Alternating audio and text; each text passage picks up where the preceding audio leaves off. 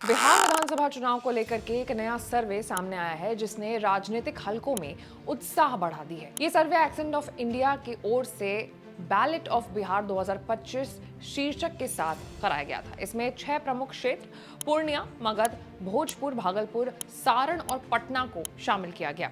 खास बात यह है कि सर्वे में भारतीय जनता पार्टी के नेतृत्व वाले एनडीए और विपक्षी INDIA के साथ साथ प्रशांत किशोर की जनसुराज पार्टी को भी स्थान दिया गया है। रिपोर्ट्स के अनुसार राज्य की सियासत में एनडीए और महागठबंधन के बीच वही कड़ा मुकाबला देखने को मिल सकता है जो 2020 के चुनाव में नजर आया था।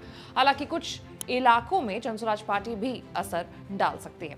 पूर्णिया की अगर हम बात करें तो इस क्षेत्र में कुल 24 सीटें हैं। यहाँ 46% आबादी मुस्लिम और 14% अनुसूचित जाति समुदाय से आती है। साल 2020 में एनडीए ने 12, महागठबंधन ने 7 और अन्य दलों ने 5 सीटें हासिल की थी। उस समय वोट शेयर में एनडीए और महागठबंधन दोनों 36-36% पर बराबरी पर थे, जबकि अन्य दलों को 28% वोट मिले थे। मौजूदा सर्वे संकेत देता है कि इस बार भी एनडीए का प्रदर्शन स्थिर रह सकता है, जबकि महागठबंधन को थोड़ा फायदा मिल सकता है क्योंकि अन्य दलों का प्रभाव घट रहा है। फिर बात मगध की, तो यहाँ 26 सीटें मगध क्षेत्र में है, जिसमें से 10% मुस्लिम और 31% अनुसूचित जाति के मतदाता हैं। 2020 में यहाँ महागठबंधन ने शानदार प्रदर्शन करते हुए 20 सीटें जीती थी, जबकि एनडीए को केवल 6 सीटें मिली थी। वोट शेयर के लिहाज से महागठबंधन 41% पर था और एनडीए 31% पर।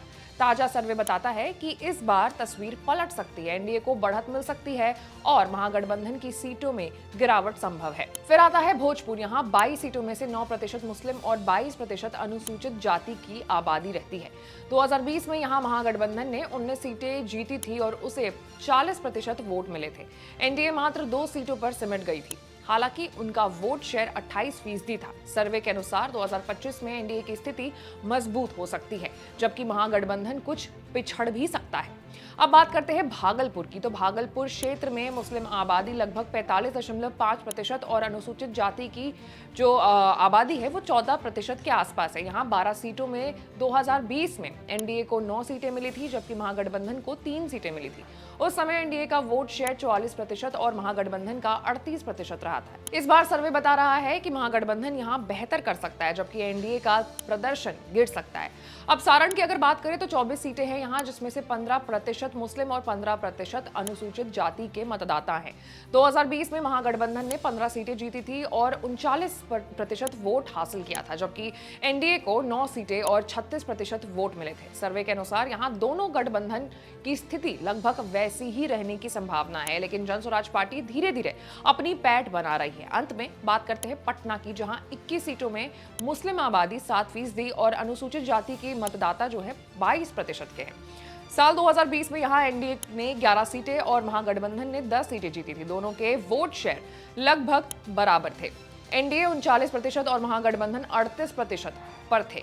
नए सर्वे में यहाँ कोई बड़ा बदलाव नहीं दिख रहा है, लेकिन जनसुराज पार्टी की मजबूती को नजरअंदाज यहाँ पर नहीं किया जा सकता है। कुल मिलाकर के सर्वे से साफ ये समझ में आता है कि बिहार में इस बार भी मुकाबला एनडीए वर्सेस महागठबंधन के बीच ही केंद्रित होगा। हालांकि जनसुराज पार्टी सीटों पर दिलचस्प भूमिका निभा सकती है। बिहार का चुनावी समर एक बार फिर से त्रिकोणीय संघर्ष की आहट दे रहा है। आपकी क्या राय है कमेंट्स में जरूर बताइएगा। इस तमाम बड़े खबरों से अपडेटेड रहने के लिए आपको हमारे चैनल को लाइक, सब्सक्राइब और शेयर करना होगा। मैं थी आपके साथ आशीष सिंह आनंद।